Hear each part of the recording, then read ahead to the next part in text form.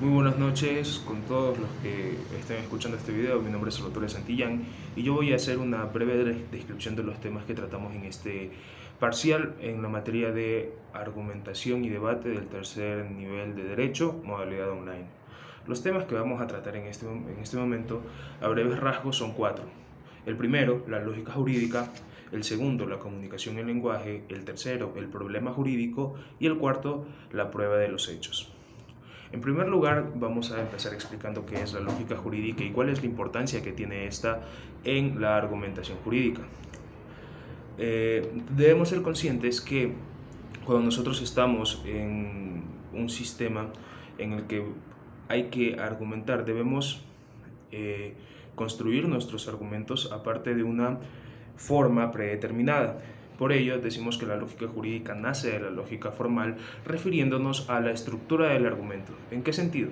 Debemos tener una premisa mayor, que generalmente es la norma, una premisa menor, que generalmente es el hecho que nosotros queremos acreditar a la norma, y la conclusión, que sería la sanción que nosotros pretendemos que se aplique, o la declaración del derecho que nosotros queremos que se nos conceda, ¿no? Ello en la estructura.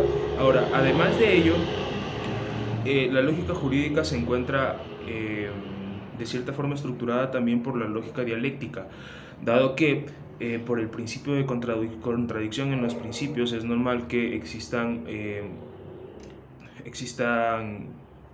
tesis y antítesis, ¿no?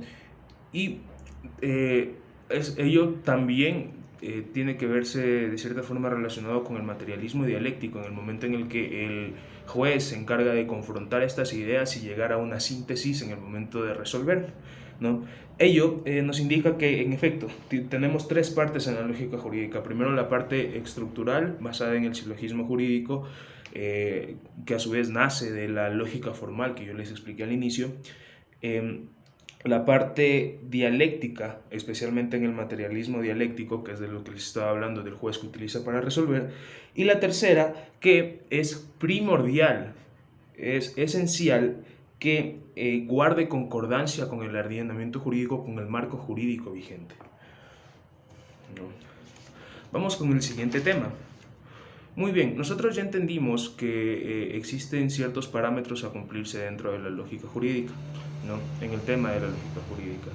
Ahora bien, nosotros la argumentación dentro de la práctica del derecho se utiliza tanto en forma oral como en forma escrita.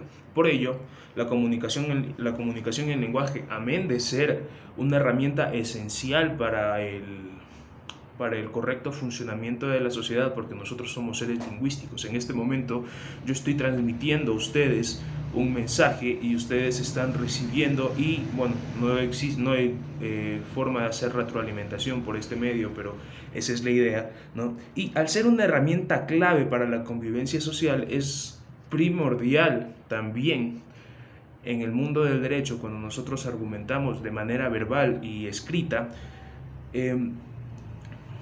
cuidar ciertos parámetros. Primero debemos entender que dentro del lenguaje existen los componentes que son emisor, receptor, mensaje, canal, código y contexto, ¿no? Explicar el lenguaje y comunicación en el derecho, es necesario es necesario fijarnos en el contexto, situarnos vale la redundancia, en este contexto, para entender la importancia que tiene el lenguaje y la comunicación, ¿no? Si bien en un contexto normal nosotros nos comunicamos a través de coloquialismos, y muchas veces existen ciertas formas de comunicarse que son normales en determinado contexto social, el contexto jurídico es muy serio. El contexto jurídico en donde se están tratando derechos de las personas y donde se cuida cada cosa que se dice, es necesario tomar en cuenta ciertos parámetros que deberían cumplirse en el momento de que nosotros vayamos a comparecer a una audiencia o estemos exponiendo, como yo en este caso, o dando asesoría jurídica.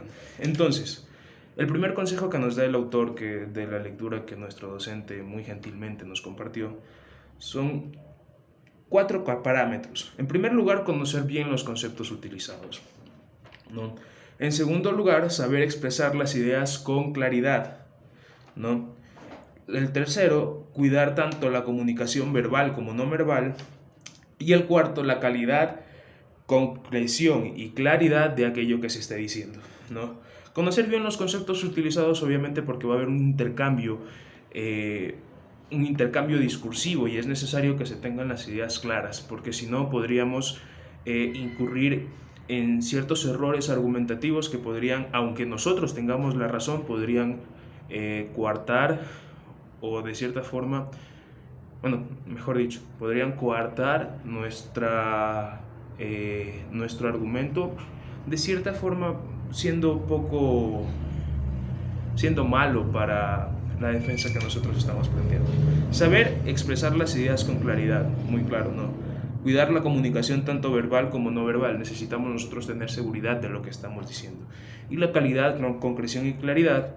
Dado que nosotros tenemos tiempos reducidos a la hora de comparecer a audiencia, es necesario tratar de decir la mayor cantidad de cosas en el menor tiempo posible, ¿no? Ahora bien, una vez que nosotros ya hemos pasado por la comunicación y el lenguaje, es necesario saber qué es el problema jurídico, ¿no? Se puede decir que, se puede dar una definición diciendo que es el problema a resolver por la jurisdicción dentro del marco jurídico vigente. ¿Qué quiere decir esto? Que nosotros, cuando existe un problema, tal vez entre dos partes, o en el derecho civil, cuando hay que cobrar una deuda, o de una parte con el Estado, cuando hay procesos contenciosos administrativos, o tal vez cuando existe algún proceso penal, por ejemplo, en el que el Estado tiene que intervenir, ¿no? Entonces, el problema jurídico nace de ese conflicto en la relación de las personas. Aquel que mata está dentro de un problema jurídico porque violó todos los principios constitucionales que protegen la vida, ¿no? Una persona que no ha cancelado una letra de cambio y tiene la obligación de hacerlo, si no lo hace, no, para la redundancia, si no lo hace, la jurisdicción tiene que resolver sobre eso y obligar a que cumpla con aquello que se había comprometido. Y yéndonos a otro ejemplo, en alimentos, ¿no? Es un problema que los padres no se encarguen de pasar los alimentos a su hijo. Por ello, la jurisdicción dentro del marco jurídico vigente se encarga de resolver este problema jurídico garantizando derechos, ¿no? Y por ello decimos que es parte principal de la administración de la administración de justicia, pues permite resolver conflictos insubsanables por las partes.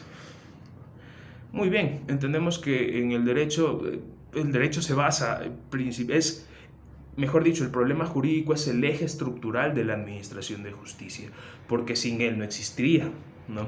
De hecho, sin el problema jurídico viviríamos en un estado ideal, ¿no? Y por último, la prueba de los hechos. Entendemos que probar es la actividad humana más importante, pues permite acreditar con evidencia aquello que se alega, ¿no? Nosotros cuando tratamos de justificar alguna situación, o cuando tratamos y